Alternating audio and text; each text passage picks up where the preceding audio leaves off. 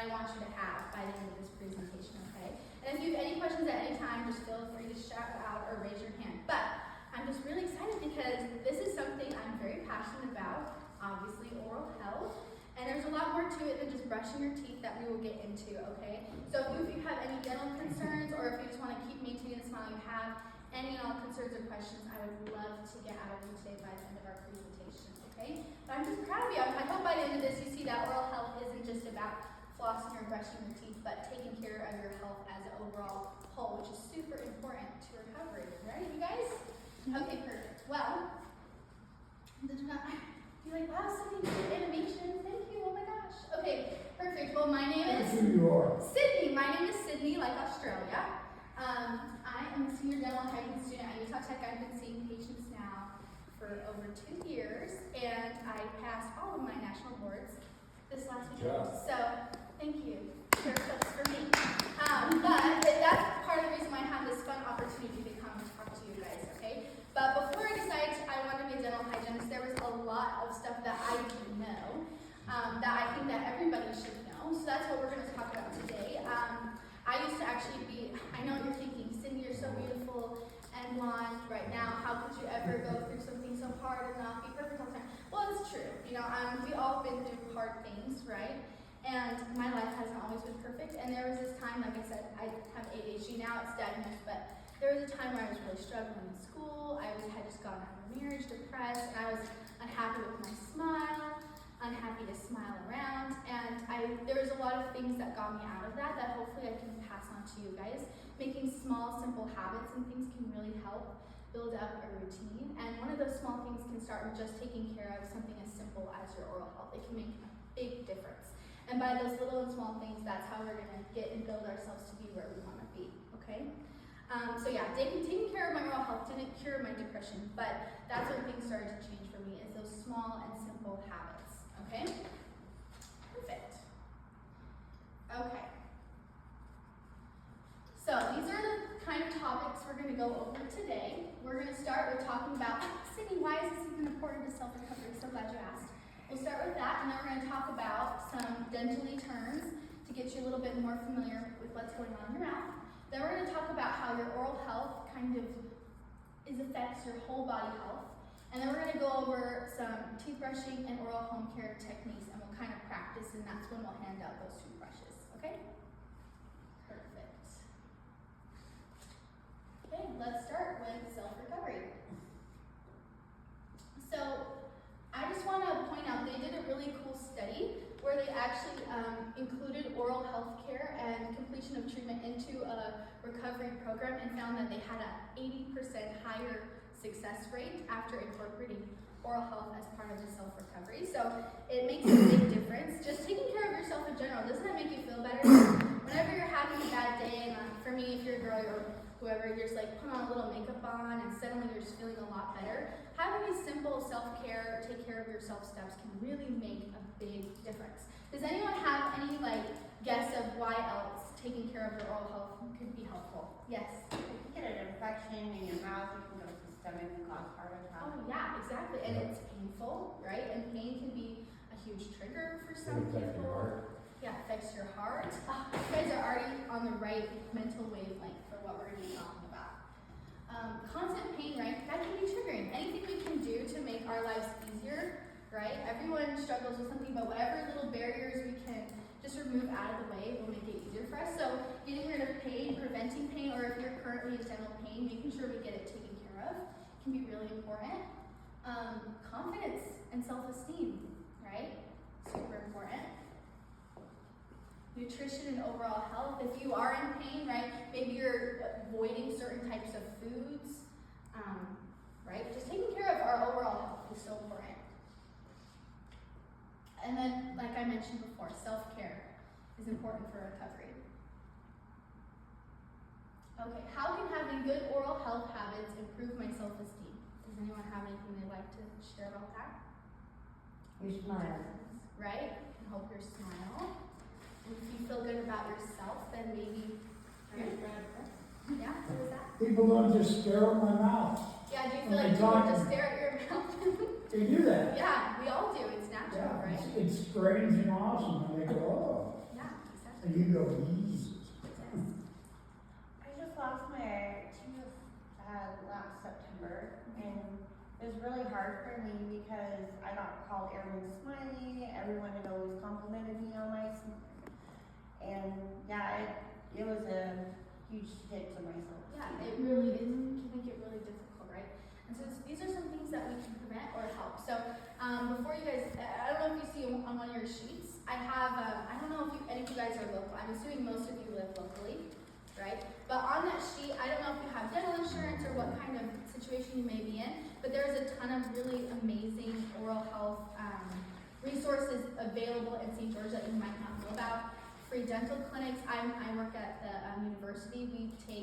We have what's called a grant, where if you're under a certain amount of income, you actually can get free treatment and things like that. So there's a lot of resources that are available. So if you feel like, oh, Sydney, I just am having a hard time getting access to care, I don't know what to do, just reach out to me. You can have my information, and also on these sheets, there's a bunch of resources available locally.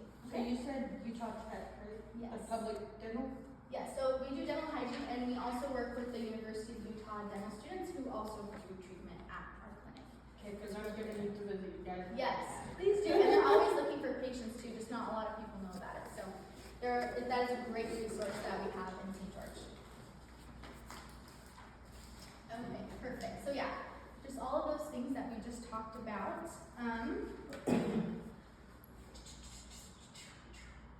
Questions so far? I put these in here because I blab a lot, so I have to make sure to pause and let you ask questions. So, okay. So now we got that over with. Let's jump into the nitty-gritty goody stuff that I love to talk about. Okay. So first we're going to start with biofilm. Has anyone heard that term before? Biofilm.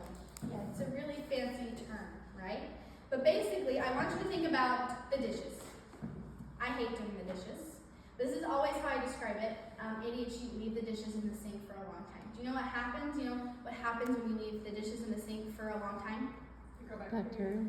Yeah, it starts to get bacteria and it stinks and there's a lot of stuff going on. So a lot of people think when you're brushing your teeth or flossing, you're just removing food, but actually what we're getting rid of is the bacteria. The bacteria that's building up, just like the dirty dishes are in your sink. And we want to make sure we are removing it every time we brush and floss, because it's when these bacteria start to build up and get deeper colonies, that's when we start to have problems, right? So what else happens when we leave the dishes in the sink for a long time? Are they harder to clean? Yeah, and moldy. Yes, and the food is just stuck to the dishes, right? And a similar thing that happens in our mouth is called calculus. Has anyone heard that term before? Yeah. Yeah, okay. Well, do you want to hear an embarrassing story? I have tons of these. An embarrassing story, before I was in dental hygiene school, I had braces. You can't tell anymore because I don't wear my retainer. What is it called? Calculus. Calculus. Calculus, yes. But I had braces, and I remember I looked in the mirror, and I had these white lines up and down the sides of my teeth. And I was like, what is that stuff up and down the sides of my teeth? I thought the braces had been like shifting my teeth and it was causing them to like wear down on the sides. So I went to the orthodontist and I was like, oh my gosh, here, I'll get you one. I was like, oh my gosh, my teeth are falling apart on the sides from my braces. And the orthodontist looked at me and he's like, honey, that's not from the braces.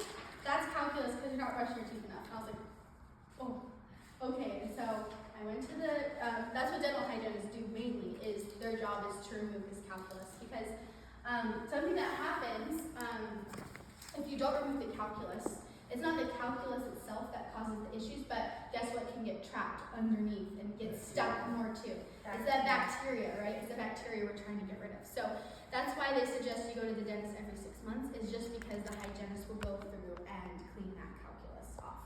Any questions about that? Does that kind of make sense? So keeping up on taking care of your mouth will help remove some of this bacteria, which is really the goal when we're taking care of our mouth. So there's 2 types of bacteria that when I talk about that, we're talking about, Kate. One is cavities, or we call a fancy term caries. We love to call everything just a fancier name in the medical world. So if you ever hear tooth decay, caries, cavities, they all mean the same thing. And there's a type of bacteria that lives in your mouth that just loves to stick to the surface of your teeth. And what are some other things that you might have just heard in daily life that cause cavities? Maybe different food. Candy, right? Sugar. What was that? So instead of everything over here? methamphetamine. That definitely will help, right? It doesn't hurt. Time, right? And the reason those things cause cavities is because this type of bacteria will actually eat it up and it'll poop out acid. Oh, so lovely, right? And it's this acid and things that's really breaking down the enamel of our tooth, and that's what leads to a cavity, right? So that's what happens from that bacteria. Another big one that maybe not a lot of people know about is, has anyone heard of periodontal disease? Yes. So it's a different bacteria than what causes cavities, but basically it'll start at the top of the tooth, and eventually over time the bacteria will become more intense and it'll actually start to grow like little tails and start swimming underneath your gums, and it'll actually go into the tissue, and that's when it starts to break down kind of the bone and the tissue surrounding your tooth. Our bodies are very smart. They don't want to die, right? So when you have bleeding, when you're brushing or flossing, that's your body actually putting your blood to kind of fight an infection. So if you have any bleeding when you're brushing your teeth or flossing, that's your body trying to fight an infection. And another thing that our bodies do, because they're so smart and don't want to die, is that it'll actually start to resort part of your bone that's holding your teeth in place to eject the tooth. Kind of like hitting the eject button on an airplane. And they'll say, oh my gosh, I don't want to die. We're going to get rid of the tooth because we don't want to die from an active infection.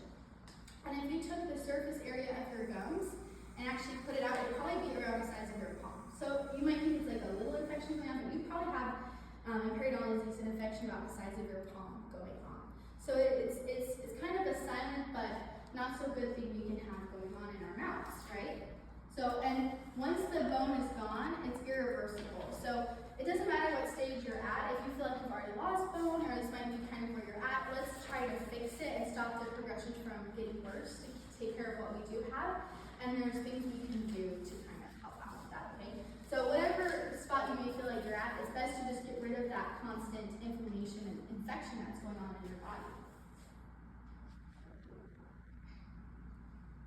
So you can kind of see, this is kind of the gross video, so you don't touch it if you want, but it kind of shows the calculus and how the bacteria can get down and the bone will start to kind of recede like that. Right? No, that's such a happy song that they put with that though. So that's kind of what we're trying to avoid. Perfect. Does anyone have any questions about that? What about with crowns? With crowns, what about crowns? So I have like crowns on for my teeth up here. So can that still happen with crowns? Yes, so a crown basically it just goes on top of the tooth. So you still have natural tooth on that root that we want to be protecting. So it's really important. You want to keep the crown and not get like a root canal or need like an implant or something more serious. So if I had the root canal done and then the crown put over those, so now like just brushing my teeth, do I still floss in the same Yes. crown? Yes, and there's such good questions you're asking, and I'll show you some tips and tricks. Don't let me forget, I'll show you. Okay. But yes, so even if you had no teeth, it's really important that we're just keeping out the bacteria, right? Bacteria is bad no matter where it is, you know? So, which kind of leads us into one of our main important things that we're going to talk about today, which is the oral systemic pain. Okay, so I always like to tell that, have you guys ever heard of the Seatbelt study? Basically, they did this study where they took two groups of kids and they had a parent for each group kid. And then one group, they taught them about why you should wear a seatbelt and the importance of wearing a seatbelt. And the other group, they just said, wear a seatbelt because I told you so. And then they kept track of how obedient the kids were over the span of 2 months with wearing their seatbelt. And they found that the kids who did end up wearing their seatbelt, pretty much all of them wore their seatbelt. And the kids who were just told, don't wear a seatbelt because I told you so, pretty much none of them were putting on their seatbelt. So when we're talking about oral health, the most important thing that I think for anyone to understand is the reason why it's so important. And we've kind of talked about it a little bit, but I'm going to go a little bit more in depth, which is this really overall oral health systemic link. Okay, so someone said it over here, but heart health, that is super important, right? Cardiovascular disease is probably one of the #1 causes of deaths in America, and chronic inflammation is a huge part of what leads to cardiovascular disease. And when you have something like periodontal disease, that is chronic inflammation. And it actually increases, here's some fancy like letter numbers and resources and things, but it increases the inflammatory markers that are going through your bloodstream all the time, which is telling your body, little signals telling your body saying, hey, there's an infection going on, there's inflammation in your body, and that is something that can lead to cardiovascular disease. More specifically, arteriosclerosis, which is kind of when, have you guys heard of this, like arteries getting clogged? You've heard that before? They've actually done studies where they've dissected this plaque that gets stuck in these arteries, and they've found the same bacteria that's formed in periodontal disease in these plaques in people's hearts. That's kind of scary. And they found that having periodontal disease can increase your risk of stroke and heart attack 2 to 3 times. So these are just things we want to definitely be aware of. Okay. Also, it can affect lung health, right? If you're breathing in a bunch of bacteria, it can increase your risk for respiratory disease, pneumonia, emphysema, COPD, and tuberculosis, right? But that makes sense. You're breathing in bacteria that's in your mouth. Yes? Does smoking cause bacteria in your mouth? Smoking doesn't cause bacteria in your mouth, but it can be kind of a contributing factor to other problems as well. And probably one of the best things you can do for your health is just not smoking, which is really hard, but for overall health is really good. And it can cause other health issues in your mouth as well.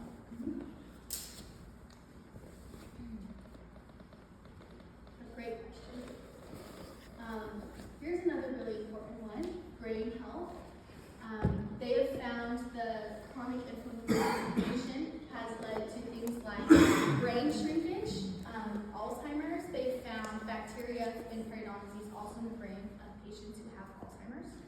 So taking care of your brain health when it comes to your oral health, which once again makes sense, right? Your mouth is so close to just really important parts of your body.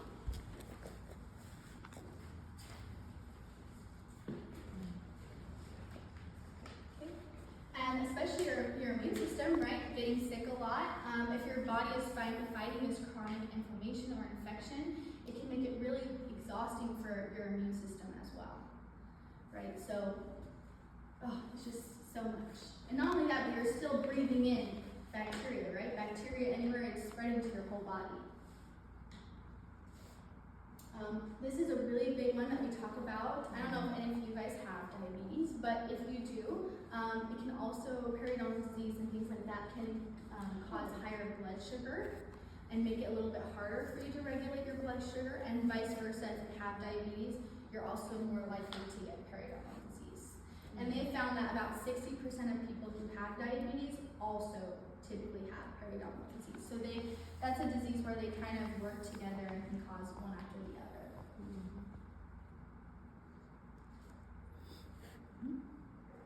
Perfect. Okay. And obviously there's a lot more health conditions, but I'm not going to completely bore you guys to death and talk about all these, but here's just a few more that can be affected. Things like obesity, osteoporosis, premature birth, rheumatoid arthritis, chronic kidney disease, cancer, and inflammatory bowel disease. These are just all some things. Okay. So, does anyone have any clue how to answer this question after what we just talked about? How does oral health affect my overall health and long-term recovery? A lot of areas. Yeah, there's a lot, right?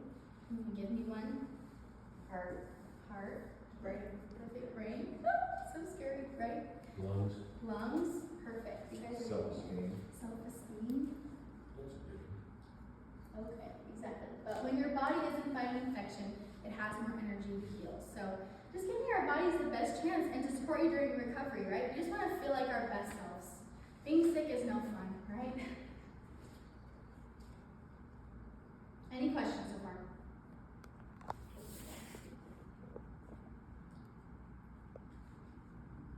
Okay, now we're going to get into the fun stuff, okay? That's all kind of the like, oh, right? But we're going to talk about some fun stuff.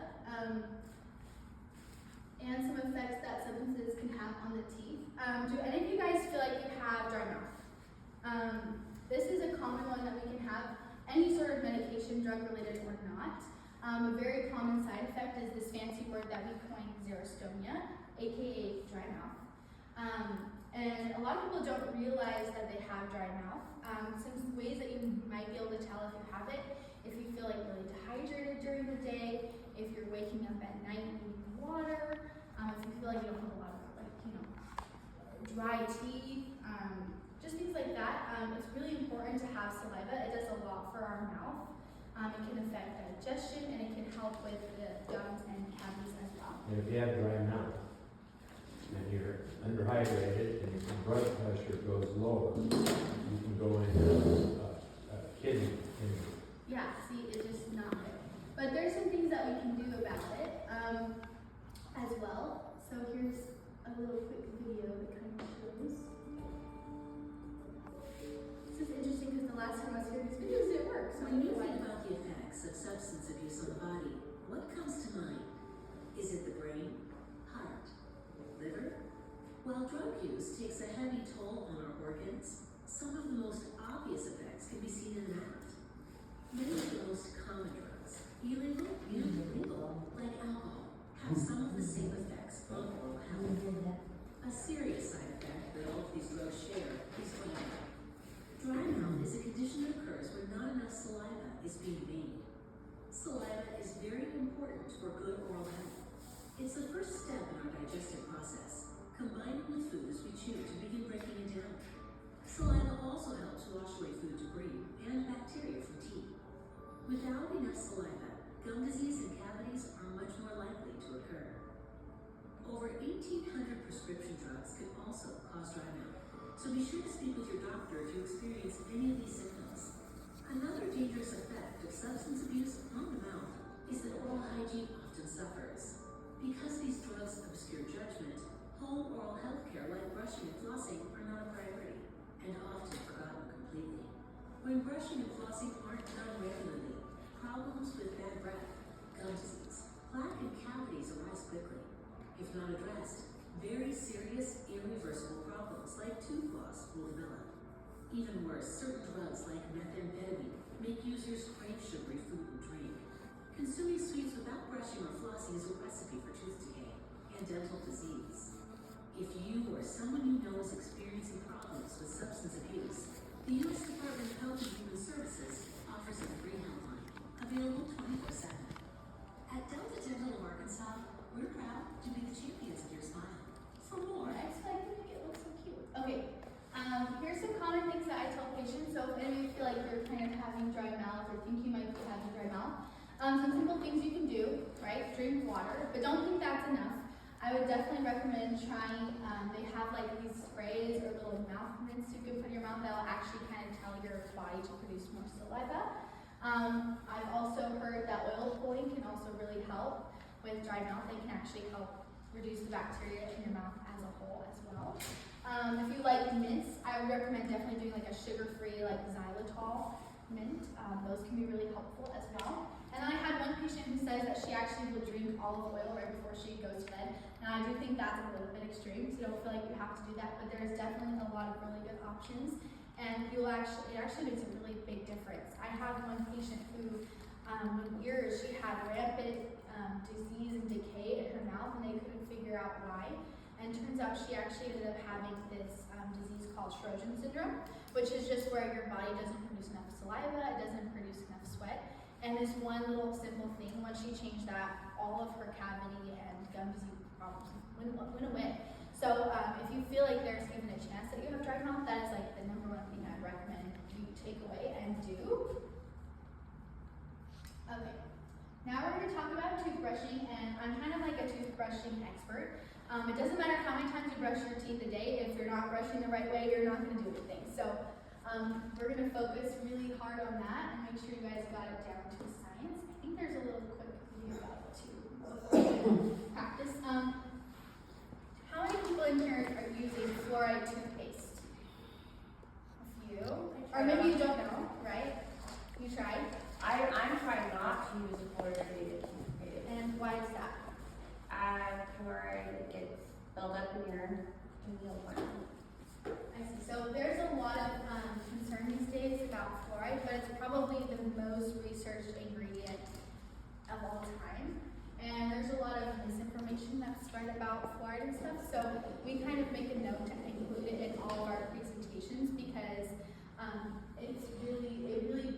It does the best above any ingredient. It can reduce dental cavities by 24%. Drinking fluoridated water is really important, but once you're an adult and you already have all of your teeth developed, usually drinking fluoridated water, it doesn't really matter. But the amount in a toothpaste, it's not gonna go up in your brain, I promise. Maybe an extreme amount they've found in like other countries where the amount of fluoride in water is like 250 parts per million. The legal amount in the US is like 10. And the recommended is 0.7, and the fluoride in St. George water is 0.3. So it's like well beyond anything that will cause you any issues like that. Okay, so I'm going to show you guys the Bass brushing method. This is like the #1 recommended tooth. I know you guys, we're getting so technical and silly, aren't we? You're like, what is this girl doing in here teaching me about toothbrushing? But it makes a big difference, I promise. And I'm a huge calculus builder, as you guys kind of got from my orthodontist story. So before I was brushing this way, I used to get a bunch of calculus and build up super fast, even if I was brushing for 2 minutes twice a day. So we're just gonna nail it, okay? So watch this, and then I'm gonna show you on my fancy timer now, and then we're gonna go around and practice, okay? The bristles of your toothbrush should be at a 45-degree angle to the surface of your teeth. This will help the bristles reach under the gum line. Move the brush back and forth across 2 to 3 teeth at a time using short strokes. These short strokes are followed by a sweeping motion away from the gums. Continue this motion along the entire arch. Short back and forth brushing followed by a sweep away from the gums. The front teeth. Again, angle the brush 45 degrees to the tooth surface and repeat.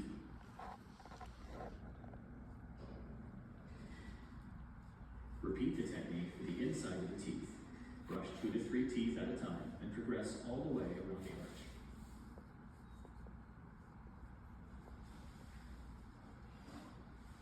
Okay, so that sounds really technical, but I'm going to show you make it really easy, okay?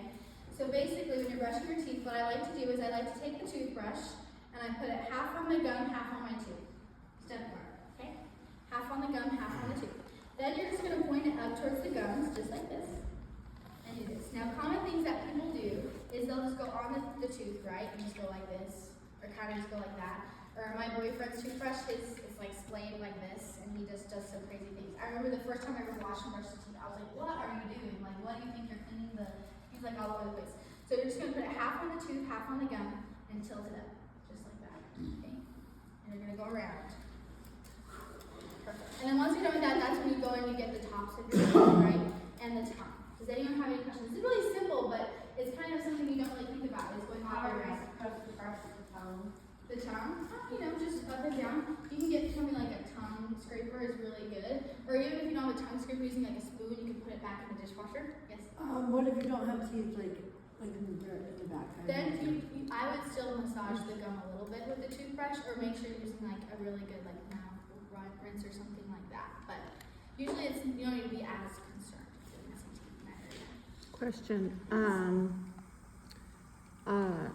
like with an electric toothbrush, is it still the same, just, That is a really good question, and it kind of depends on the electric. cause I try to go down like as far as I can, cause I, on these teeth right here, I feel that's where the calcium stuff ends Yes, up. right down here. Uh-huh. It's like definitely the. Yeah, and so when I go have them, like clean my teeth every 6 months, I'm like, get that out of my teeth.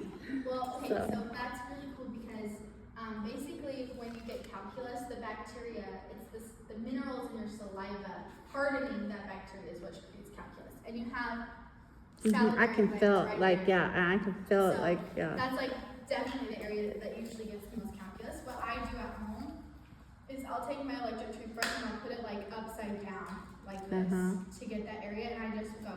So with an electric toothbrush, you're right, you don't have to do as much work. There's like these brand toothbrushes called like Quip, where they like vibrate a little bit, but they're Yeah, not that's what actually. mine are, Is it a Quip?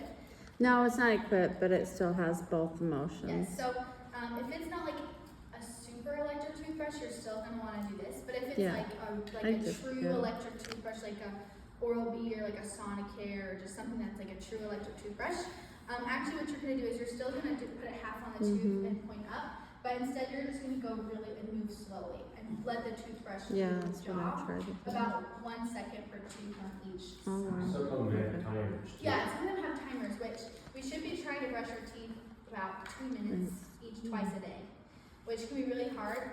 Like with me and my ADHD, I have to have a timer on my toothbrush or I will not go the full 2 minutes. And also making sure that we're not brushing too hard, right? I have many people who just love to like Mm-hmm. brush, yeah. We don't want to be doing that either because it can cause a little bit of recession, right? So if your toothbrush is like my boyfriend's where it's like splayed like that, you don't have, you either need to stop pressing as hard or you can get a really soft bristle toothbrush. They make toothbrushes that you can literally press as hard as you want. Yes. Do they take the calculus off? Will it take the calculus soft bristle toothbrush? Yes. A little soft. It will, yes. Because bacteria itself isn't super hard or sticky, right? It's just the mechanical movement. Just like when you do the dishes, right? If you use a hard scrubby brush, and calculus you can never remove off at home anyway. A dental hygienist has to do it because they have like special blades and they literally have to like scrape it off. Isn't that kind of scary to think about? They're literally going under your gums with like a little bit of a knife. Yeah. Yeah, Scraping it exactly. off. But don't worry, it's actually a lot of training they have before they're allowed to do that. But so you're just trying to remove that biofilm. So think about it, if you're cleaning dishes the first day that they're dirty, you can do it with a rag or you can do it with a scrub brush, right? So it's better to not be pressing too hard on the gums. Do you guys have any toothbrushing questions for me? These are good questions. About just cleaning. Yeah. It's like soft, medium, and hard. I always try to get a medium. Yeah, well, if you're not a person who brushes super hard, I use like a medium toothbrush myself. And these ones I believe are medium toothbrushes. But if you don't want to do the soft bristle toothbrushes, they can feel kind of weird if you're used to like a medium one. So, but try it. If you're a hard brusher, I would try it or try to get out of the habit. They also make toothbrushes now too that have like little light sensors on them, and it'll like turn red if you're pressing too hard, or some of them will even turn off. So that's kind of cool too. But you don't want to cause any recession or anything like that. Does anyone have any questions about their health or teeth? Yeah. Do you have a preference over hand brush or vibrator? Electric toothbrush will always do a better job than. It does a better job. Oh yeah. 1000%. Yes. I've heard something to the effect of like using mouthwash right after you brush your teeth can cause some kind of cancer. There's also a lot of misinformation about mouthwash too. I don't think mouthwash is super like necessary. If it never replaces brushing or flossing your teeth, if you're doing those simple things, that's going to be better than using mouthwash. But a lot of it is misinformation. So, but if you're going to use mouthwash, I'd recommend using like a zero alcohol one and just not doing it more than twice a day. Usually, any problems that people have usually come from overusing mouthwash and using like a really harsh mouthwash. Yeah. Like I have a friend who uses Listerine like 12 times a day. Oh And has it That's because they like to drink it. Probably, I don't know. But he gets like He cake knows. I'm like, stop using your Are they Listerine. Listerine strips? Listerine strips? But yeah, there's a lot of misinformation on that stuff. Yes. So right now, I'm dealing with an abscess, and where the abscess is, there's no tooth. So it's like ghosting, I see. so, I would definitely use one of the resources that I gave. oh, I'm going to, because, well, I went to the doctor's volunteer clinic with my mom, and they had actually said that they are not doing it. The accesses, They don't pull teeth at all. oh, they don't put it at all. Yeah, so the doctor's volunteer clinic would be bad. Usually, they often require x-rays before, so a lot of people will go to the dental hygiene clinic and get the x-rays and then come back. But I know the University of Utah Dental Clinic will do it. Oh, I will be. Start that one, start. So, Yeah, so you can start here, and then, because it'll be a little bit cheaper if you go through the high school, but that's probably what they'll end up referring you. Yep.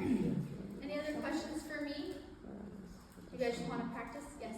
I wish. And listen, if you have good technique, the best kind of toothbrush to use is the one you'll actually use, right? There are some people who hate the feeling of electric toothbrushes, but the best toothbrush that you could ever use is the one you're actually going to use. Okay.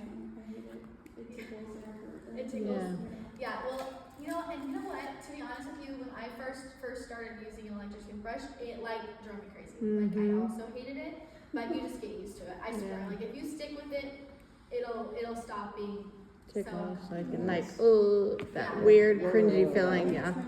Exactly. Yeah. There's It gets- resources yeah. to get like electric toothbrushes too. Yes. What about those Sonic? Those The are cool. Sonicare, me and my roommate have this debate all the time. She is a die-hard Sonicare person, and I'm a die-hard Oral-B person. But once again, the best toothbrush to use is the one you actually use. Yes? I thought the Sonicares were really good, like if you have a crown or something like that, to get up underneath. Yes. I think you're right. If you had a crown, it's really good. The Oral-B, the reason people typically choose the Sonicare over the Oral-B is the Sonicare is a little bit more sensitive. So if you have gums that are your kind of receding or sensitivity like that, the Oral-B can be a little bit more aggressive. But so typically, if you have the Oral-B, I just say use it on a sensitive setting with like a sensitive head, and they're about pretty comparable. So question, I don't like the electric toothbrushes that are round. I like the ones that are like looking like a toothbrush. Toothbrush look. Yeah, so, I've only seen like, I don't know, does Oral-B have one of those? Cause I So- think theirs are more the round, aren't Yeah, they? they only have the round. Yeah, 'Cause it's like yeah, an that's what I oscillating can't, I is feel what like they it's just call it. weird, I feel like it's I just, think it's uncomfortable at first too. I just find that it does the best job of Okay. removing the bacteria for me personally. 'Cause alright. I have a ridiculous amount of toothbrushes, you guys. Well, yeah, when you're obsessed with teeth like I am, you have to have a lot of toothpaste and a lot of toothbrushes. It's okay, because I'm an optician, I have a crazy amount of glasses. Oh my gosh, you do. But I have contacts and most of the time. That's such a shame. You should just start wearing both. It's so cute. How many do you have? 7. Oh my gosh, I love that so much. Yeah. I think No, you guys, if you ever run out of toothpaste, you can come over to my house because I have a drawer of toothpaste. It's crazy. Okay, any other questions for me? What is that stuff called? It's like hydroxy acid. Okay, yeah. So, sorry, I was going to tell you that earlier. So if you do decide you don't want to use fluoride, obviously, your choice, your body, your choice. The next best thing I would try is nanohydroxyapatite. It's a good one. And what was that? I didn't. It's called, it's a really fancy name. She just pulled it out of the book. I'm very impressed. That was very good. It's called nanohydroxyapatite. Okay. And it's a good one, but fluoride is still kind of like the standard right now. And the only reason is because that one hasn't been out as long, so they haven't had as much long-term like risks and things like that. Why are states getting rid of fluoride out of the water? A lot of in TikTok. Do you Yeah, think I that's a lie or is that true? Well, okay, so you guys want to hear something kind of crazy? So, at school, when we first learned about fluoride, they make us do this thing called a fluoride debate. They'll divide the school in half, and they have people, like a debate. Let's just say our fluoride debate got so intense that they banned Oh, wow. the next year from doing fluoride debate. They don't do it anymore. Because there's really good points on either side. Probably the best point that the people who are against fluoride, I would say, is that it can be considered kind of like a medication, and putting it in water is kind of like doing it without people's consent. You know what I mean? Like giving people medication without consent. But really, I don't think of it like that because fluoride is like literally on the elements table, right? And it's naturally occurring in fluoride. So the way they actually found out that fluoride works is there's a city in Colorado where they found that all the people, when their teeth were coming out, I don't know if you guys have ever seen somebody who drank too much fluoride or got too much fluoride when their teeth were developing, but if you have way too much, you can actually put some brown pitting in the teeth or like white fuzzy spots on the teeth, and that's called fluorosis. But basically, they found this city, and they were like, all these people, no one has cavities, but they have this like pitting stuff on their teeth, and that is how they found that fluoride. Growing up drinking fluoride can actually reduce cavities. Is from this little town where nobody was getting cavities. What town was that, people? I think it's Colorado City. Colorado what? Colorado City. Or no, that's Utah. That's I don't know, Utah. I can't remember. I think it starts with a B. That's okay, I was just curious. Yeah, we can look it up. I'm from Colorado, so. Oh yeah, but it's pretty cool. So when I was growing up in Richfield, Utah, And we would go to school every morning, they would have us brush our teeth and drink some That's fluoride. so cute. That little Like, pink pill. and this is- These little I'm pink maybe pills. 7 years old, but it was an everyday thing, Yeah. you know, you didn't have to do it, but where did that stuff work, really? Yeah, that's a good point. It's a Yeah. pink That's fluoride so that they cute. use, like, I- in a cup. Yeah, that's so cute. My school did not have something like that, but that would be pretty, that'd be pretty cool. I wanna do it, I wanna We do start that. real. Yeah, let's bring it back. Let's bring it back. I also did that in elementary school. You did? Oh my gosh, guys, I feel so Good let job. down. That's so cool. Well, when your teeth are developing is like the most important time to get fluoride too. Well, my mom used to have us in front of the mirror and watch us brush our teeth, and that was pretty embarrassing. Your mom washing your teeth was embarrassing. No, her watching us brush our teeth. And she'd make sure she'd check our Like, teeth and my everything. parents would be and like, not okay, good. breathe in my face. Right. Pretty much, and if it wasn't good enough for her, then we had to go back and rebrush. Great, you guys are so awesome. Did anyone have any other questions for me before I pass it to questions? Okay. And then alongside, I did leave these little worksheets for you too to fill out that can kind of help you get your own oral home care routine up and coming. One more thing I do want to talk about a little bit though is flossing, because how many in here would be flossing? Would be flossing. Our phones. It's hard. It's hard. I hate it. Right? It hurts. So when you're brushing your teeth, right, we're getting all of these fake surfaces, but notice how your toothbrush, it doesn't go in between, right? And we want to get the entire surface area of your tooth. So when you're flossing, that's how you're cleaning in between your teeth, right? So even if we're doing a really good job toothbrushing, if we're never cleaning in between our teeth, stuff's gonna still get stuck under there. What's your opinion on floss picks? Okay, floss picks are great. Like the little inner proximal brushes. That's almost like a toothbrush that fits in between your teeth. And those are really great, which leads me to my next point, so thank you so much. But if you kind of have like a periodontal disease situation already going on, if you've lost some teeth already, oftentimes floss is not going to be as good of an option as something like an interproximal brush. And any floss that's like slippery and plasticky, if it's slipping right through your teeth, it's probably not going to remove the bacteria either, right? And the whole goal is to remove the bacteria. So if you kind of find that flossing might not be enough, the interproximal brushes are great. Or also water flossing. I'm sure you guys have heard of that. My brother has that. Yeah. Where you just Water stick flossing is in. probably the best thing we have right now. Yes. Like I have a bar for when I have my braces in the back, so I have to get the ones that go like for braces, the Yeah, braces that like flossing. floss through. Oh my gosh, girl, that's dedication. I I mean, I'm not good at it, but like that's what I have to go yes. underneath the bar and like it's That's why you get those electric water ones. I got a bot too. Because my I would daughter definitely has that. recommend a water flosser, especially because as you mentioned, that area is so prone to getting calculus. And with the bar right there. yeah, absolutely. Just don't spray your other half or your sibling with water. My brother does it to me all the time. Speaking of flossing too, and I was guilty of this in the last one. Yeah, like they left the bar Your back molars, like Yeah. glued to the back of do the back of those. and Yes, the scrub. very back, right? Yeah. Oh yeah. And if you got your wisdom teeth removed or have wisdom teeth that are like not fully erupted, even more so applies to you. Yes. So I have a smaller mouth, and when I have dental work, they have to use the wedges and all of that stuff. Is there like any tip or trick that you could suggest for Like getting the wedges? wedges. Yeah, they have to do Oh, when you go prop my mouth open essentially, and they always have a hard time getting in there. I have a hard time getting to the back of, yeah. in your mouth. Okay.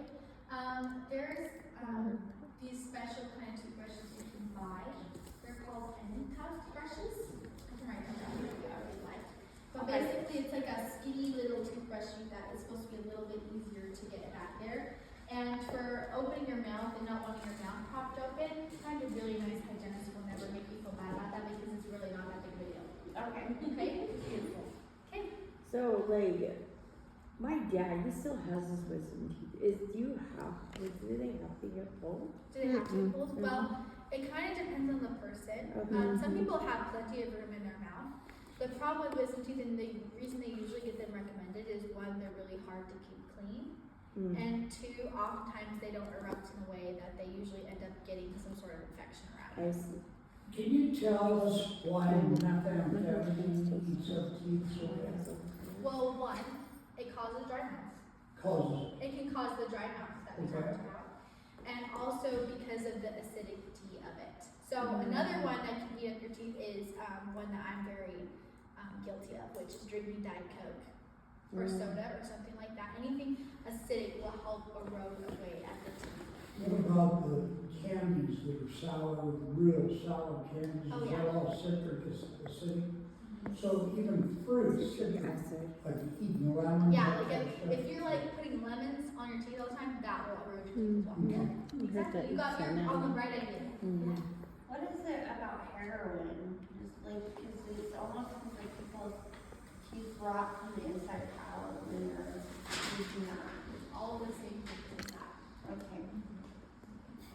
So, yeah. Good thing we're in recovery. You guys are amazing. You guys are so amazing because you're here, right? That's like the hardest part, is just being here. So you guys already did the hardest part. Yeah, did you have a question? No, I'm just, You're just thinking of I'm your just pose? posing.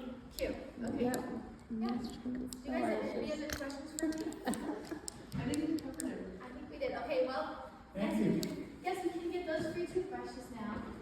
That's the whole reason why we're all here, isn't it? Thank you for coming in and showing us.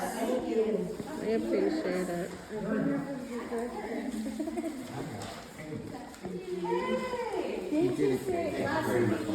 Oh, thanks. I felt like we're almost done. I was getting tired, so I was like,